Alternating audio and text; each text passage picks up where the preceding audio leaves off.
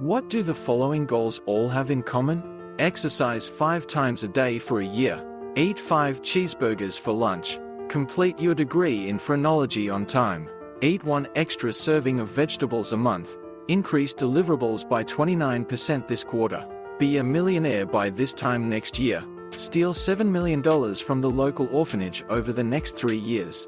Get a girlfriend by Valentine's Day.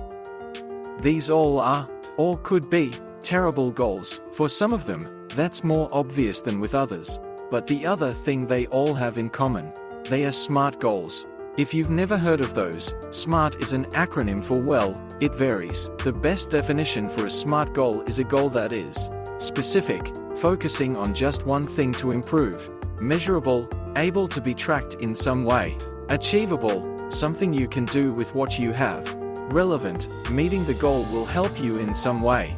Time-bound, has a clear due-by date. Sounds great, right? People clearly think so, which is why SMART goals are so popular. But we can do better, since those poor goals from earlier are all SMART goals. Exercise 5 times a day for a year. I assume the intention here is to get in shape. This is specific and measurable, it's achievable with some effort, it's relevant to getting in shape, and it's time-bound. The problem is that this is an awful way to get in shape. If you stick with this plan, it'll throw all your other plans into chaos. It'd be tough to do this in work, study, practice an instrument, learn new skills, and grow your relationships. Eat 5 cheeseburgers for lunch. That's specific and measurable. It's achievable if you have the stomach for it. It's relevant if your intention is to get lots of calories, and it's time-bound. But whether you're bulking or you're just hungry, this is an awful plan. There are better ways to get the nutrients you need. Complete your degree in phrenology on time. Say your dream is to be a renowned phrenologist, someone who studies the shape of someone's skull to assess their skills and personality. It's a specific goal, you can measure your progress, it's achievable, it's relevant to your dream, and it's time-bound. But then someone comes along and tells you that phrenology is junk science. It was debunked over a century ago. While that might shatter your dreams, it doesn't change a SMART goal. Eat 1 extra serving of vegetables a month. This is a SMART goal. It's achievable, that's for sure. I'm not impressed, though. Doing this might be relevant for being healthier, but you could do a lot better. Increase deliverables by 29% this quarter. Under many conditions, this is a great goal. If you're setting your career goals for the quarter, this fits. But if you're thinking about your career goals for this next 5 years, this might not. Be a millionaire by this time next year. A nice goal. The problem is you can set this as your goal and then goof off for 11 months. Steal $7 million from the local orphanage over the next 3 years. That's technically a SMART goal, but I hope I don't need to tell you why it's terrible. Get a girlfriend by Valentine's Day. That's a fine thing to want. It's specific, measurable, achievable, relevant, and time-bound. The problem is that this goal depends on too many factors outside your control. It's not up to you whether you get a girlfriend or not. It's not a real goal. It's more of a wish. Luckily, we can fix all of those. If you want to set goals that are clear, robust, and easy to move towards, then you want DUMBDUMBER goals. Like with SMART goals, DUMBDUMBER is an acronym. This is a great place to start. The first D is for doable. Is the goal realistic and achievable? If it's not possible, then it's a bad goal. This seems obvious, but there's some nuance here. Some things are possible for people to do, but not for you to do with the resources you have. A professional athlete might want to win a championship that you'd never qualify for. A CEO might want to expand into overseas markets, while you're still building your small business. Your goal should be possible for you, right now. In fact, picking goals that are possible isn't specific enough. It's possible to exercise 5 times a day. If doing so ruins the rest of your life, though, then it isn't doable. It's possible, but the cost is too high.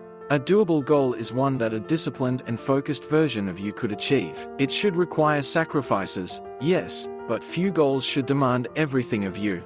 And if that bothers you, if you think goals should be difficult and ambitious, then stay tuned, because there's a letter for that. So, your goal is something you can achieve. That leads you to ask whether you should. The first U is for useful.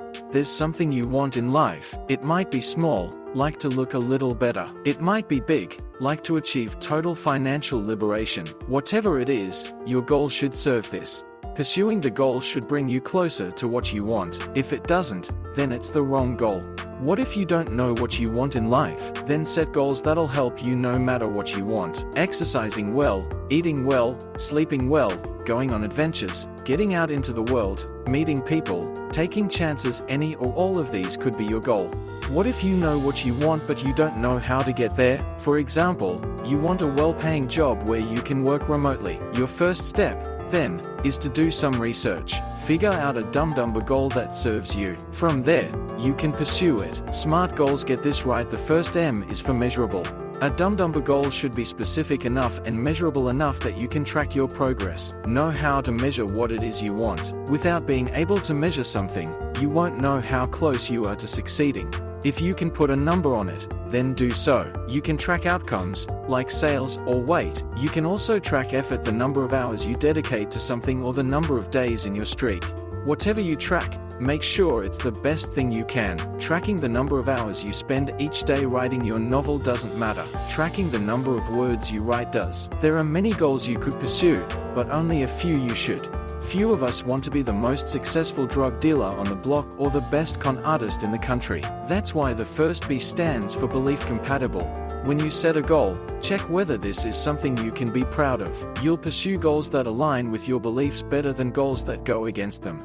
Think about the problems around you. If you could solve one thing, what would it be? With that in mind, does your goal bring you closer to solving it? The connection can be tenuous, that's fine. Working out at the gym makes you healthier and more productive, which can help you save the environment. But buying a polluting factory would be a poor goal for you. Not every goal is big or important enough to think about this. Remember, though, that DUMBDUMBER goals are gold-plated and encrusted with diamonds. They work best for big and important goals. Motivation, enthusiasm, excitement. These alone aren't enough to help you achieve your goals. Most of us have started a project full of energy, only for that to fizzle away. But picking a goal that excites you helps. The second D is for desirable. The more you desire a goal, the easier it is to begin, stick with and finish. You'll work harder and more creatively when it's something you actually want. Don't lie to yourself here. There's a difference between a goal you want and a goal you pick because you think it'll make others happy. The second U is for the undertaking, and this is a big one. You already know this goal is doable. With this, you figure out what that'll take. Make your plans now. If you have a year to accomplish something, set monthly or weekly or daily goals. If something will take 2 hours a day, then schedule that time in now. And if something needs money, put that money aside now if you can. If there's a problem with your goal, you could find it here. Scheduling in 5 exercise sessions a day will show you how difficult that is.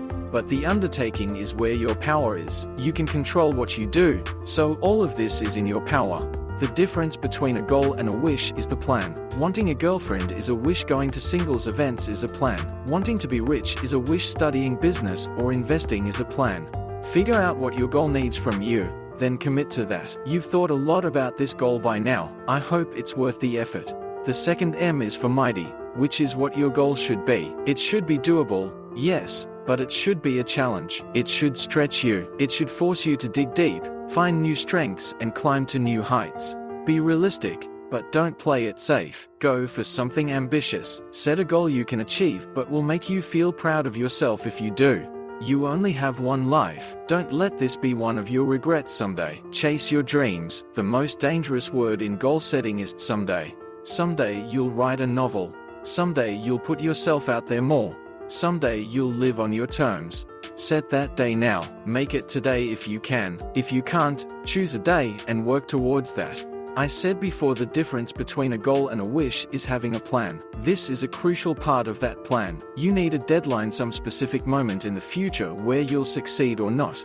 Deadlines focus you. They also contain the future. There are millions of years ahead of us all, but not for you. You only have so many of them, so set your deadlines. Don't let your plans drift off into the infinite and indefinite future. Contain them. Things change. Your circumstances might change. Your goal to be a millionaire could become a goal to be a billionaire, or to put food on your table. New knowledge can come in. If you learn that phrenology is junk science, then your goal to master it becomes a tribute to foolishness. Moving towards a goal always brings clarity. You either learn the goal is even more important than you thought, or you learn there's a better goal you could pursue. In any case, it pays to evaluate and reassess, which are what E and R stand for.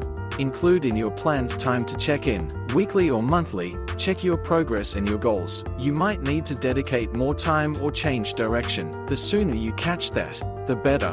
So, there you have it. Excellent goals should be DUMBDUMBER goals. Goals that are doable, useful, measurable, belief compatible, desirable, able to be undertaken, mighty and bounded in time. They should also include a plan for evaluating and reassessing the goal. With this in mind, let's look at our earlier goals.